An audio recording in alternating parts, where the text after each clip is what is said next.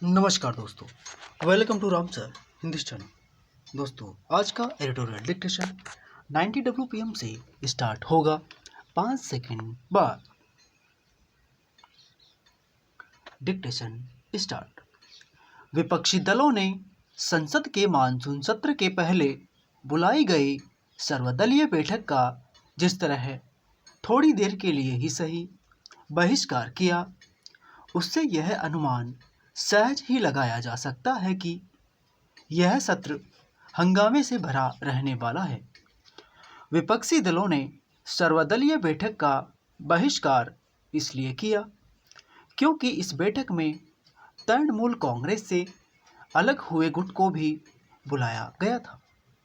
इससे केवल यही नहीं स्पष्ट होता कि विपक्ष इस बैठक के बहिष्कार का बहाना तलाश कर रहा था, बल्कि यह भी पता चलता है कि वह अपने बिखराव का दोष भी सत्ता पक्ष पर मढ़ना चाहता है। संसद के पिछले सत्र के मुकाबले इस समय तस्वीर बहुत बदली हुई है।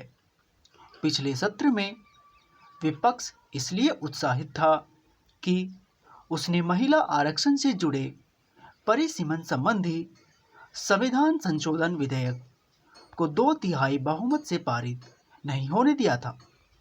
इस विधेयक के पारित न होने से विपक्ष की एकजुटता को बल मिला था, लेकिन अब स्थिति बदल चुकी है और इसके लिए विपक्षी गठबंधन के नेतृत्व का दावा करने वाली कांग्रेस भी जिम्मेदार है।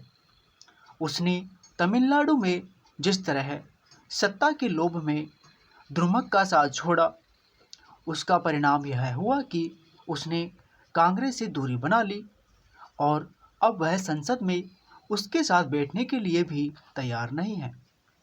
यदि यह मान भी लिया जाए कि पश्चिम बंगाल में पराजय के बाद तृणमूल कांग्रेस में बिखराव भाजपा के समर्थन और प्रोत्साहन से जुड़ा हुआ है, तो इसका जवाब तो कांग्रेस को ही देना होगा कि तमिलनाडु में उसका सबसे करीबी सहयोगी दल उससे क्यों छिटक गया।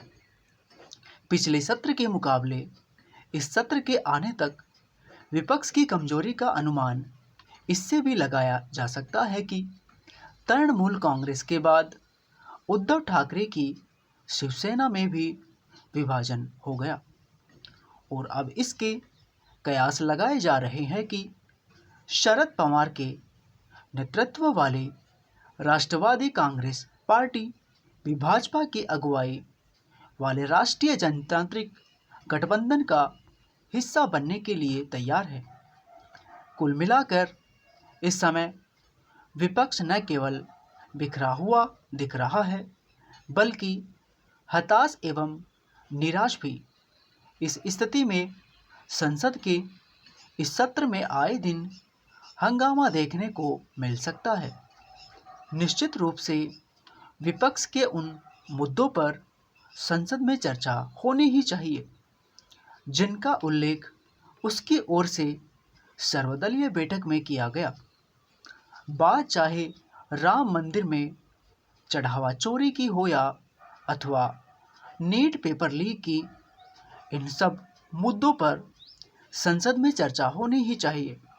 लेकिन यह बहुत कुछ इस पर निर्भर करेगा कि विपक्ष अपनी ओर से उठाए गए मुद्दों पर सरकार की जवाबदेही को लेकर आग्रही रहेगा अथवा हंगामा करने के लिए। इसकी अनदेखी नहीं की जा सकती कि अब विपक्ष संसद में जनता से जुड़े मुद्दों पर कोई सार्थक चर्चा के स्थान पर हंगामा करना ही सही समझता है। दोस्तों, इस एडिटोरियल की PDF को आप हमारे टेलीग्राम चैनल से ले सकते हो। तो आज के लिए बस इतना ही। तब तक के लिए जय हिंद, जय भारत।